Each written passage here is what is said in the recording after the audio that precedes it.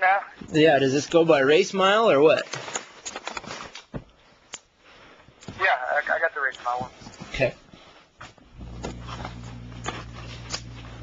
Okay, from beginning to... Check 2. Everything all the way into Ojos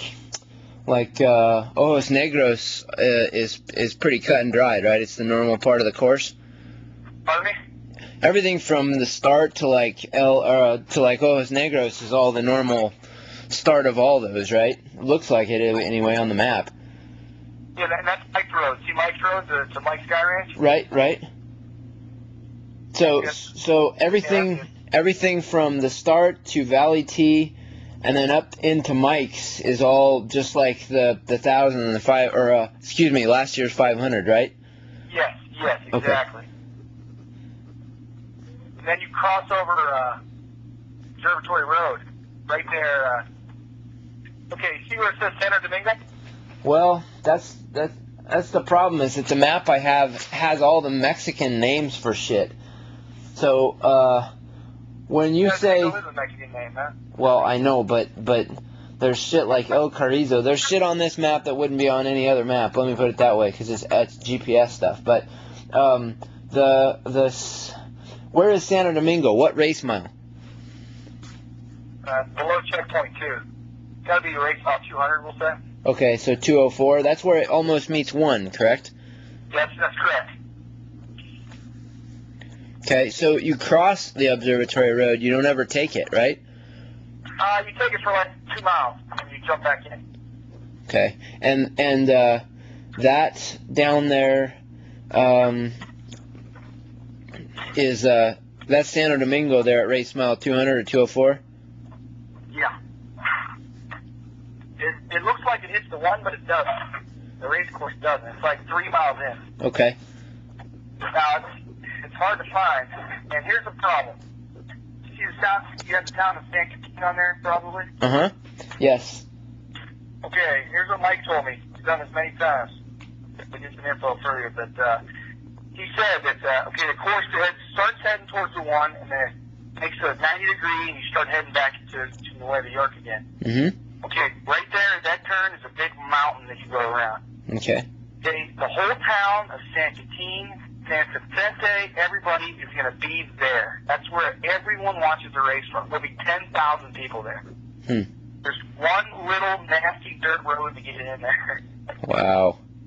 And he goes, there'll be thousands of people everywhere, no parking, cars will just be all over the desert. So, you are going to do a rider switch. Was this one guy going to take it to Whitequill? Well, that was the plan, but by the sound of what you're talking about, we probably would not be wise to do that. Well, because if between 204 and San Quintin and Guayaquil, that last leg down into Guayaquil, you say was the 100 miles that kicked your ass, right? Yeah. Okay. It's rough in there, man. That's rough. That's the roughest section out there. Okay. Except for maybe down in Laredo. All right, that's good. That's good to know, because maybe we'll do our rider change there at San Quintin or whatever this trick spot is that Mike K's got worked out. So expound. That way you guys can flip flop. You and Jeff can share that. Split that, and then you and Jeff split the rest down to where's your guys planning on picking it up at? Well, we were planning on having Jeff drop the bike like down what is it? 648 or something like that. I mean, we only got 4 guys, so that puts us at like 300 miles each, right? Yeah. So I guess what I'm getting at is we're gonna have to flip flop, and you know, anywhere from 361 down to 436 is all pavement and 60 miles an hour, right? Yeah, that sucks. Do you think it's going to be safe to assume that a truck can make it from San Quintin and this magic spot down to 361 in time to meet the rider? Or are we going to have overlapping chase vehicles? Yeah, you'll make it. Okay. that means the other rider gets back on. I don't know what the other rider's going to do. If you guys do a switch there, the van can't make it to Bay of LA. So we gotta have that would have to be your other switch. We gotta have somebody else ahead, huh? Yeah. Huh. Well, let's put it this way: if someone were to survive 204 to 361, do you think they could make it down to like 465 or that down thereabouts? I mean, that road into Cocos and then down to El Crucero, that's all not too bad of riding, right? It's all pavement.